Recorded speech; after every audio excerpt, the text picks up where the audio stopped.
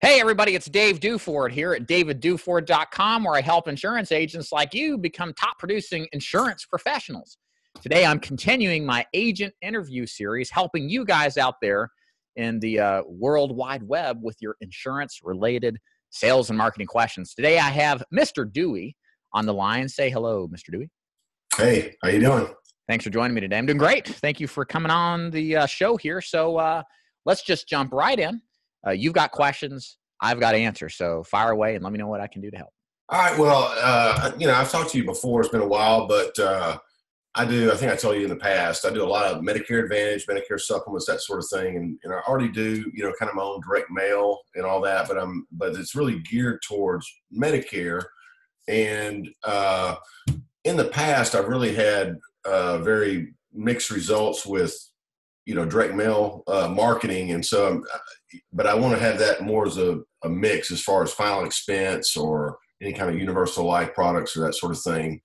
And kind of my couple of questions, I guess, on that is, as far as lead vendors, I've talked to a number of lead vendors, and a lot of them have told me that on final expense, the rate of return is a lot of times smaller than if you're actually targeting Medicare beneficiaries. And so my attitude has kind of been, well, go the Medicare route and kind of backdoor in through, with final expense. Do you believe that's really, is there a better way to go about it? Do you believe you can actually target the just final expense or say mortgage protection? And if so, and I think I've heard you talk about really door knocking which I've not done in the past, is really key. But I guess the question is, do you think it'd be better to have or mix in, doing the final expense only type direct mailers? And if so, like which vendors, would you be using on something like that? So where do you live in the country again? Well, it's Louisiana. It's North Louisiana, Okay. Shreveport, Bossier, to almost, it's almost over in East Texas, close to Arkansas as well. Okay. And right now, when you run Medicare, are you selling a mixture of SUP and Advantage, or what's your strategy there? It's more Medicare Advantage. It's really geared towards lower income, which typically, even though I've in the past with direct mail, I've gone into higher income neighborhoods, but just not had much success. So typically, when I do mailers, my own mailers in the past with Medicare, it's been in rural areas, seem to work the best for me. Okay. So that's what I'm doing now. Gotcha. Okay. And you're still selling Advantage though in rural? Right, yeah, primarily I'd say 80 or 90% are Medicare Advantage. Okay. Okay. What's your average cost of doing business as far as mailers go? Like, what are you paying per lead? Well, I do every door direct mail. Okay. Yeah. And typically I have to, I actually ended up going through this other company. It cost me like 15 cents per mailer. Okay. So, what kind of response? When I do that, I hit areas though, when I'm targeting neighborhoods, I hit areas where it's going to people that, are not on Medicare, but I'm getting people under 65 that really aren't marketed to. So that's kind of the key for me on the Medicare Advantage side. Yeah, that's a great idea. That's a great idea. What kind of response do you get? Just curious. I really don't even look at it that way as far as what the percent response is, because on my mailers they actually call. That's not one where they send out something, and so there's really not a big delay.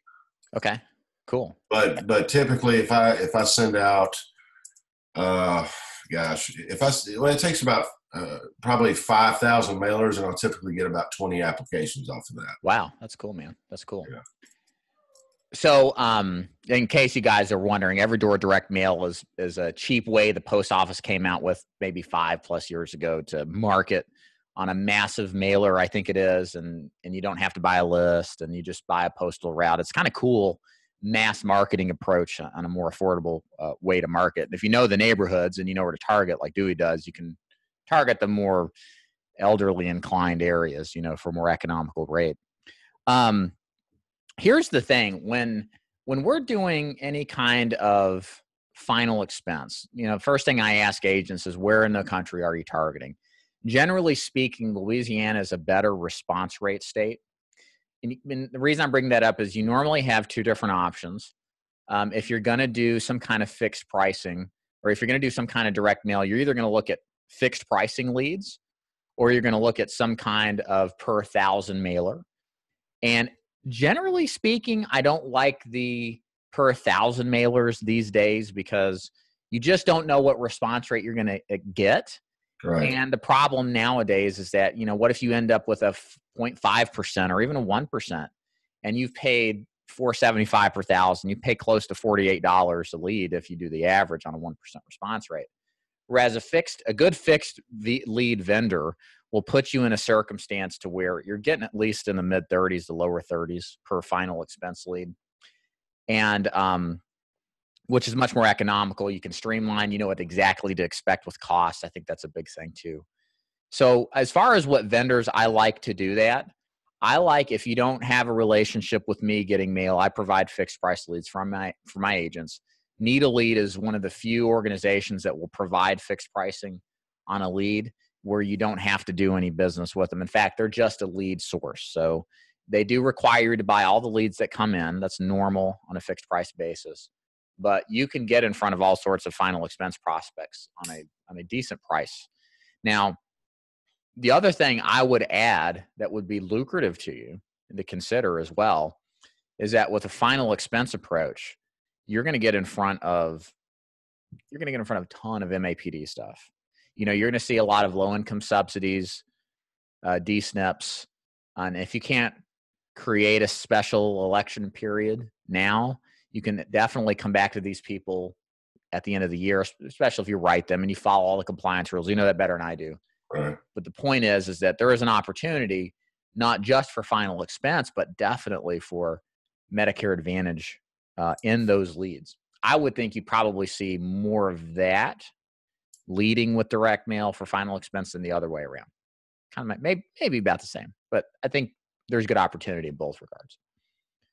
Okay, so you're saying that you see both probably about equal as far as if I did Medicare Advantage versus doing like a direct mailer through you or Need a Lead or whatever, that would still, as far as percentage wise, the return would still be about the same, you think? Or yeah, I mean, if you're going to do, so your question is if I'm going to do a final expense mailer through me or somebody else, right? Yeah, it's less about return; it's more about what you're paying per lead. Right. So it may be the return's bad, but who cares because it's fixed price. You're guaranteed to pay that fixed price, right? So you can control for a bad response rate. Either way, both are going to be good lead solutions. If it just depends, and this is what I'll tell an agent, if they are happy with their agency organization, Need a Lead does a really good job. And I'll tell you this too. There is a guy I know right now. He does a ton of business and final expense, and he's working a lead that Need a Lead provides that they're getting, like, they don't have it on a fixed price, but they're doing in some states like 4% or 5% per 1,000, which is incredible. And what it is a help you get your Part B premium, not have to pay for it. I forget what that's called, extra help or something. You know what it is. And that's what the offer is on the card. And you go in and do a fact finder and then eventually find that they have insurance or they don't, and you offer something to them. So that's a way in lower response states that that to get a higher response and talk to a lot of people and potentially sell final expense and a lot of other stuff too. So, but no, to answer your original question, I mean, the key is just to control costs. When it comes to direct mail, what you do with the lead, what you sell with it, that's completely in your skill set of what's possible. But you got to control the costs. It's so variable now. There's counties where I live where I'll get 1%, the next door I'll get 2%, and it's just too much variation from a cost perspective. I want to know what I'm paying at this point in the game. Well, and let me ask you this, either on, say, your leads or Need a Lead. What I've run into in the past, a lot of them do the types of mailers where it says, state regulated type, offer. And so a lot of times I either think that it's free or what I run into a lot is, people say, well, I don't remember sending that in, but in the past I haven't done door knocking. And so you're real big on that. Is that correct? you really have to door knock to make that worthwhile or work for you? Yes. I just got off the phone with a new agent, and his concern was, I just, I think he's in his 50s, and he says, when somebody calls on me over the phone, I just don't pick up. Why would anybody pick up anymore? Like, don't they know better? And the thing is that our marketplace is different than a suburban middle-class person's, and they'll still pick the phone up. But the problem is that less and less people are. And in order to maximize your ratios for the average agent who lives in an average area, you're going to have to door knock. You may have 25% of your leads that never pick the phone up. That means 5 leads out of the 20 you get every week don't pick up the phone. That doesn't mean they're not going to buy. In fact, the first person who shows up to a percentage of those will buy. They just don't trust the phone. They think if I put my phone number out there, I'll get dialed on. And here's the truth. There's a lot of more organizations, especially the MLMs of the world.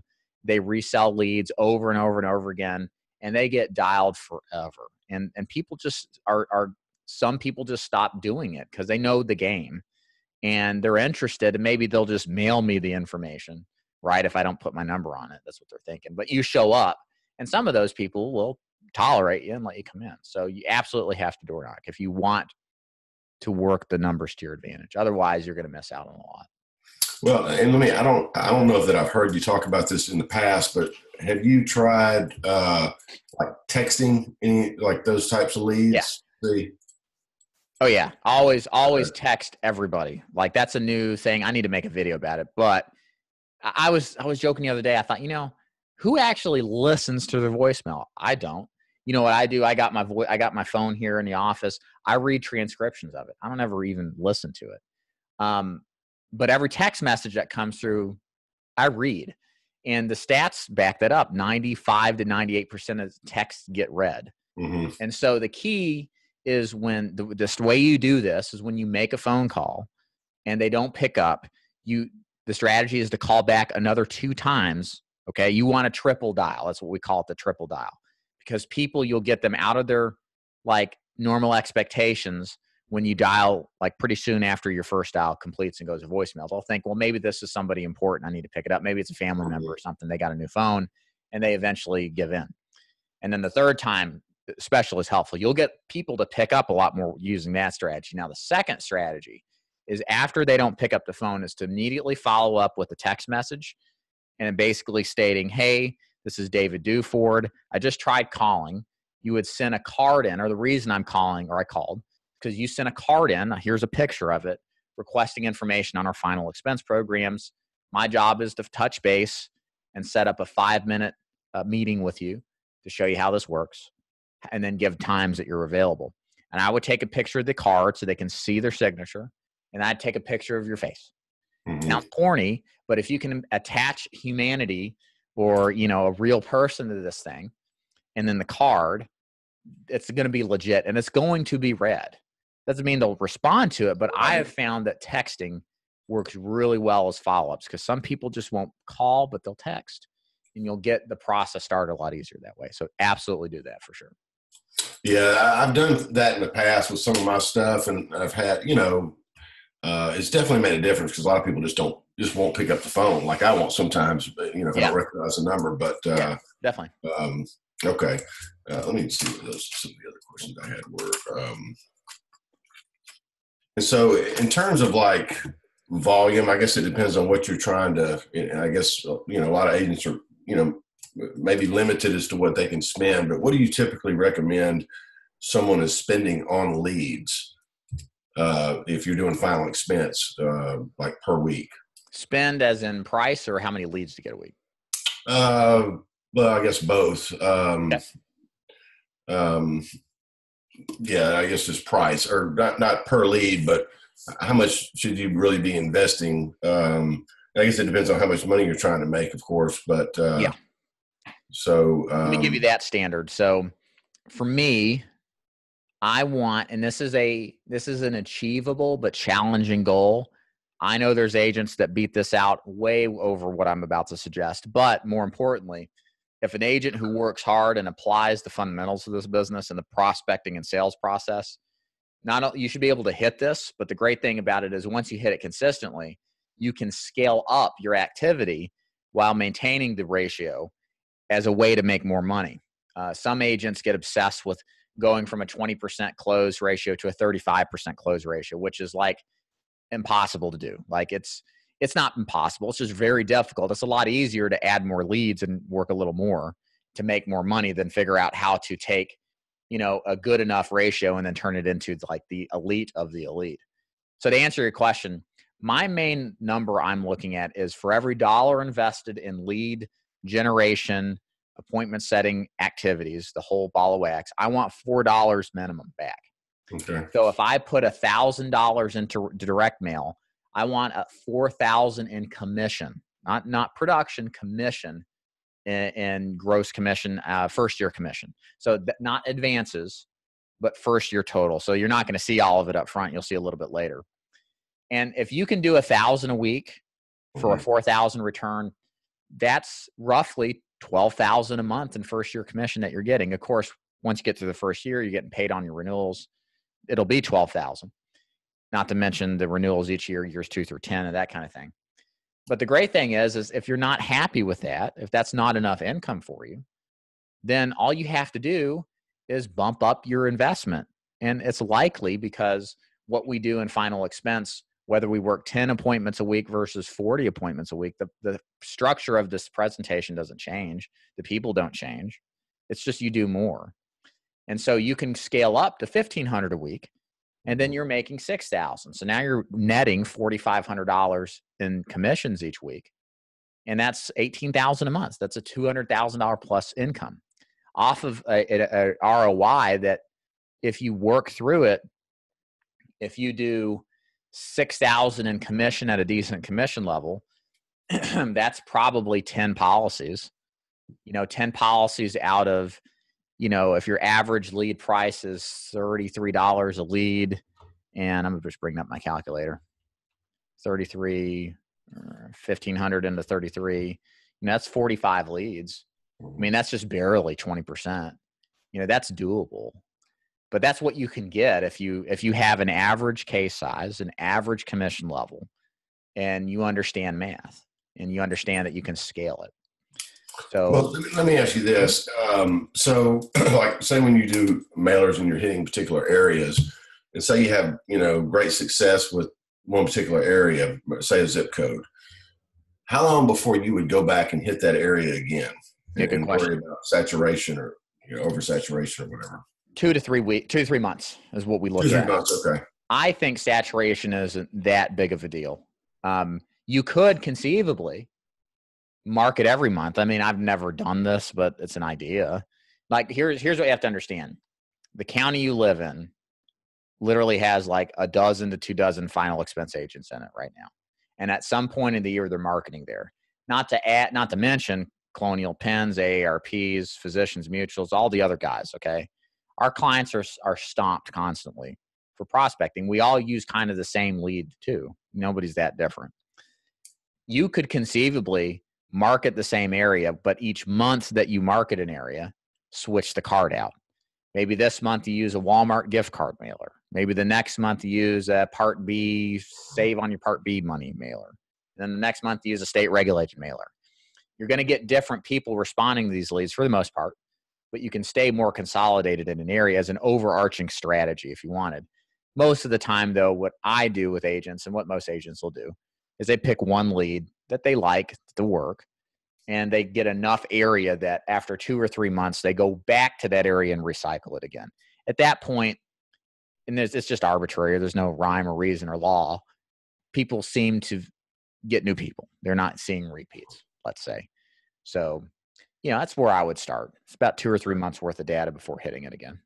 Well, I was going to ask you this too. What is your position on so I know there's guys out there that all they do is sell Medicare supplements or final expense over the phone. Mm-hmm. What do you think the difference is there, or do you think one's better than the other? Well, one okay. So is it that you're asking that selling Medicare supplements over the phone is better than selling? No. Just for say final expense. There's people out there that just do that primarily just over the phone.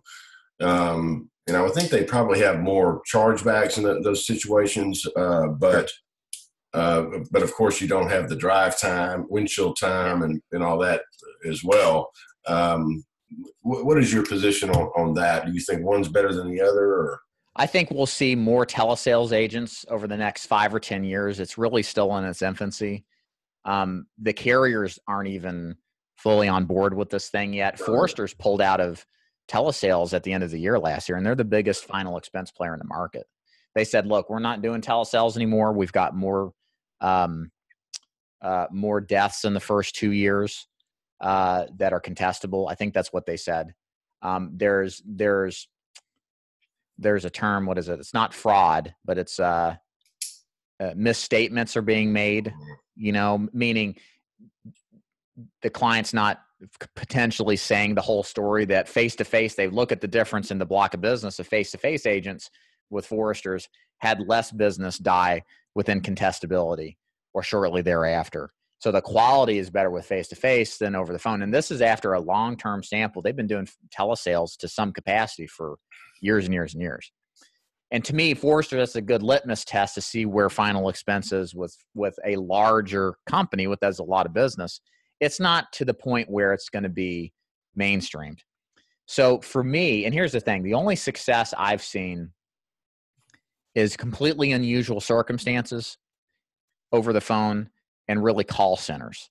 So call centers like North Star, these guys do a really good job. They sell one company, Pioneer Life. It's a very scripted sales presentation. It's very controlled. It's a call center.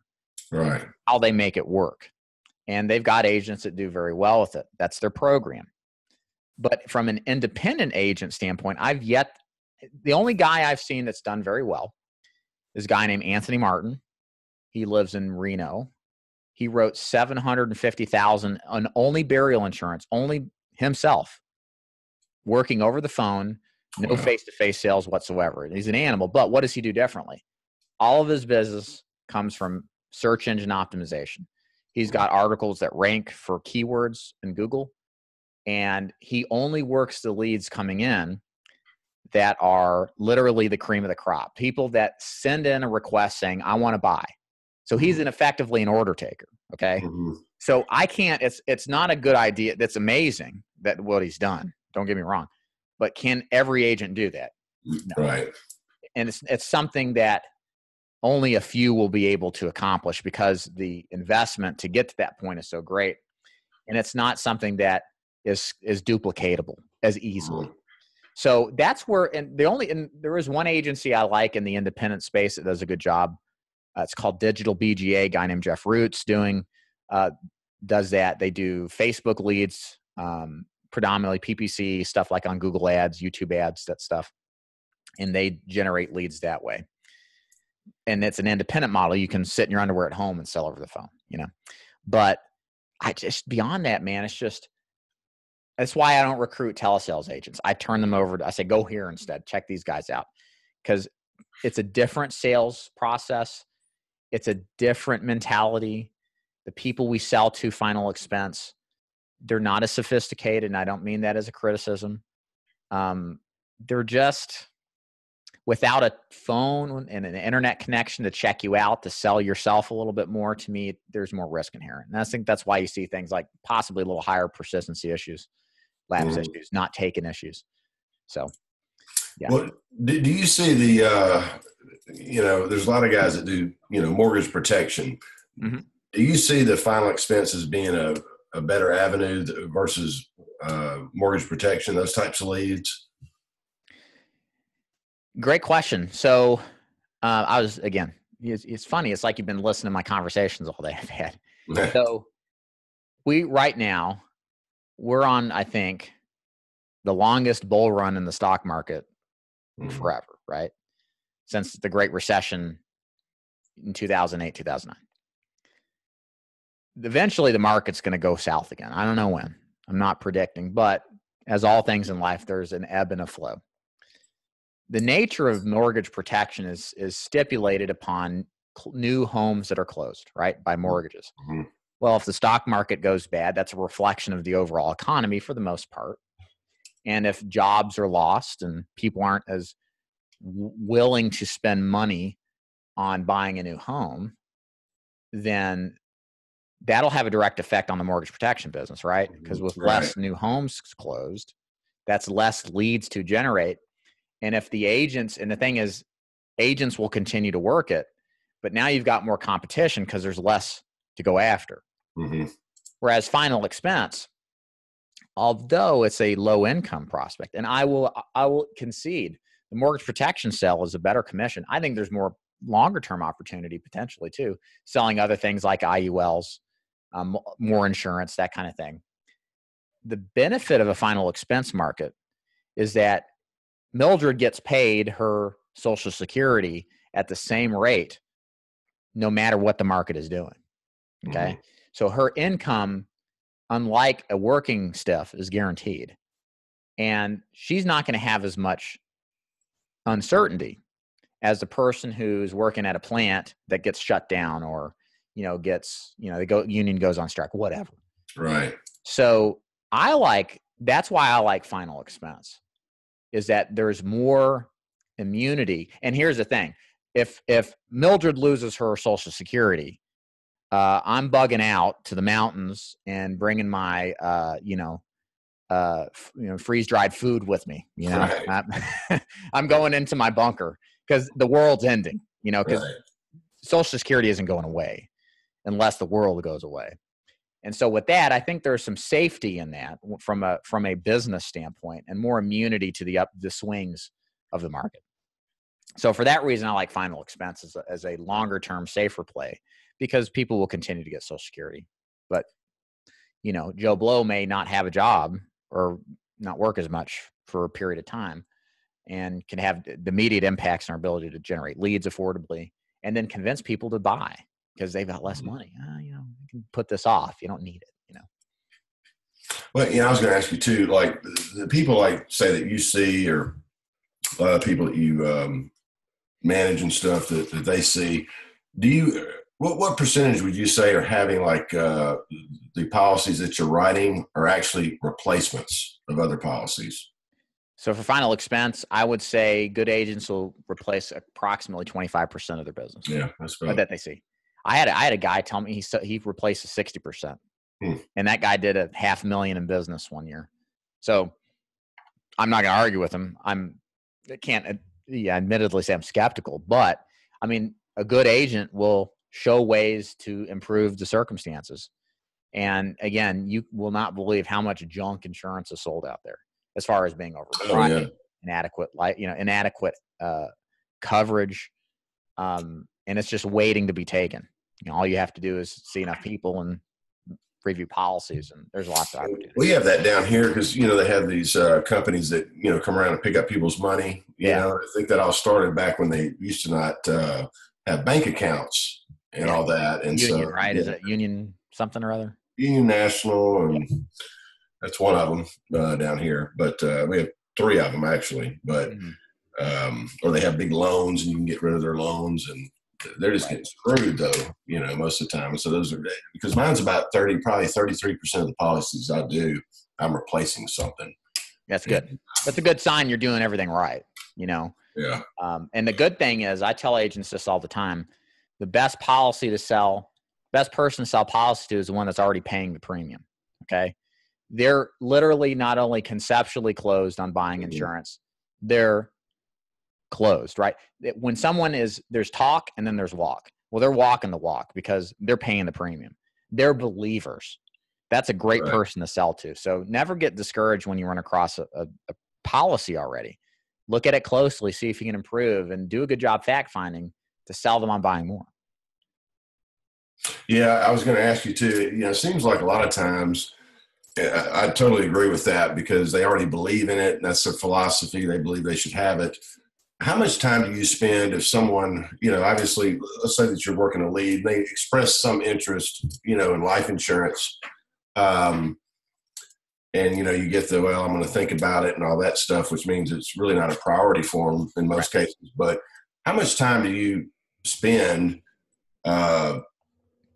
trying to get them to see the value in it?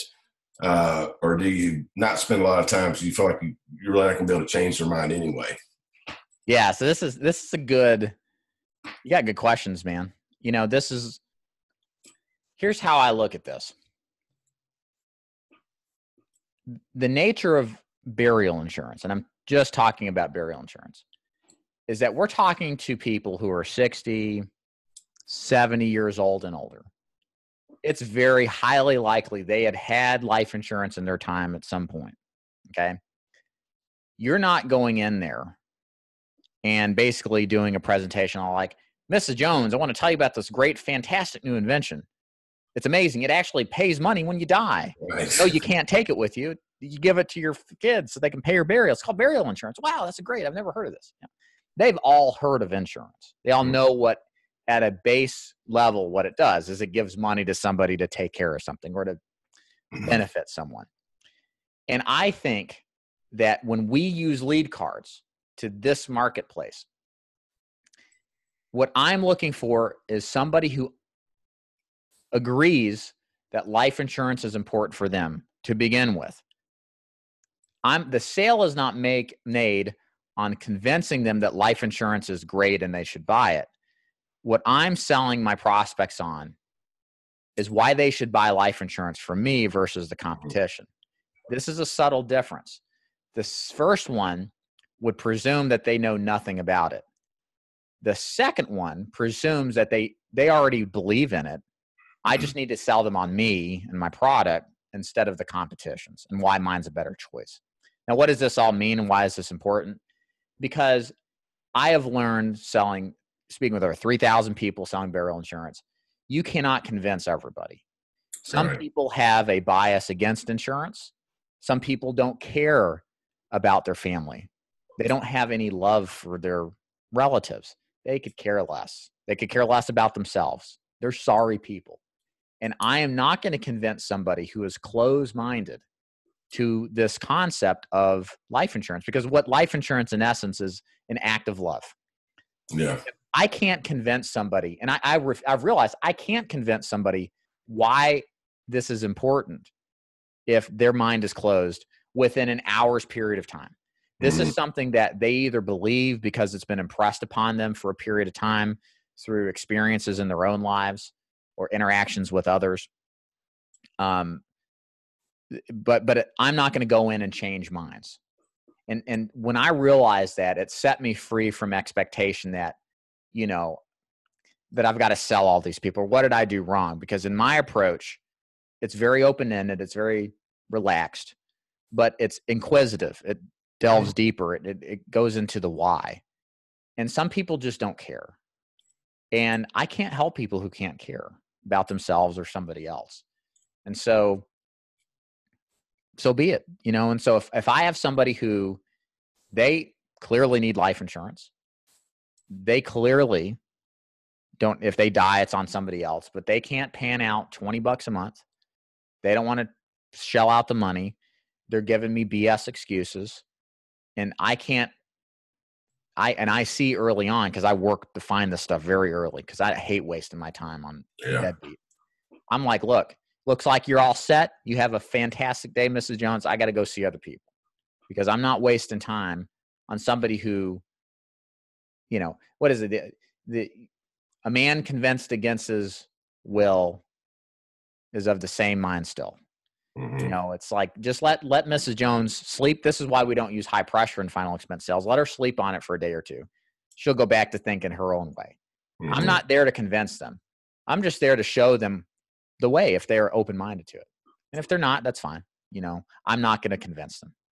I don't know if that makes sense, but it makes sense. Yeah, I totally agree. I mean, I think, and I know you do, you have a process in place and you just follow your process. But if they don't, buy into it, there's not a whole lot you can do about it. Yeah. And so, yeah, that's pretty much my attitude as well. I will intervene and say that this may not be the case if you're selling mortgage protection. It probably still is to a certain extent. I've had much less experience there, but you want to, at the end of the day, the client has to believe that they have to care about somebody in their lives. and make the connection that if they don't buy life insurance, it's a representation of real life of them not caring. Whereas you can say you care about somebody, but what if you die? Like maybe I show them other examples of people who are healthy suddenly dying. Well, if you don't take life insurance, you don't care about them. And that's the truth. That's not pressure. That's true. And some people just won't come around to that. And it's very hard to convince somebody who doesn't have that base level, that base agreement. And it's like, I like saying this. I think it's easier to convert. It's like, if you think about it in religious terms, it's easier to convert a Baptist to a Methodist than it is a atheist to a Christian. Right. There's a lot less room to cover because you kind of agree and have the bases down, but there's so much more for the unbeliever versus the believer. And that non-believer has to go through so much more in their lives before they will be open-minded to believing into it.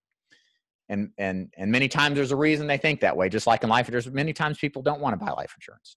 It's interesting to learn why. Maybe you try to figure out how to correct bad thoughts, but many times it's just, you can't, and you just don't want to waste your time too much. I want to spend time with a real prospect, I guess. Right. Man, well, that's basically, I think, most of my questions I had for you. Okay. Yeah. Really appreciate it. Yeah, this is a pretty good conversation. I like kind of the topics we talked about. A good mix of specific and kind of the, like a better word, philosophical side of sales. You know, I like to explain some of this stuff because there's reasons why I do what I do. It's not just because it works, you know, it's a particular process. So, well, you know, I didn't realize you did direct mail as well. Yeah. You still do Facebook. I think you did Facebook stuff. I didn't know you did direct mail as well, though. Yeah, no, at this point, you know, I've got some training for people who want to do Facebook leads on their own, but Facebook leads have gotten cheap enough. I just send people elsewhere to other Facebook lead vendors that do. Like, I got a guy who does it for $15 a lead. They work very well, but you know, to me, direct mail is still king. And the reason is because time and again, people go on convention, they use it. It's been around for decades. It's scalable. It's used in a lot of different markets with success, with a lot of different agents with different backgrounds. And I would rather take an agent and put them into something that works for sure. And as opposed to, you know, Facebook, which is better than nothing, but it's not as vetted. It doesn't have the track record yet. Well, do you have I know you have like a downline, and I don't know exactly how it works with final expense companies like a Mutual Omaha or whoever, Transamerica.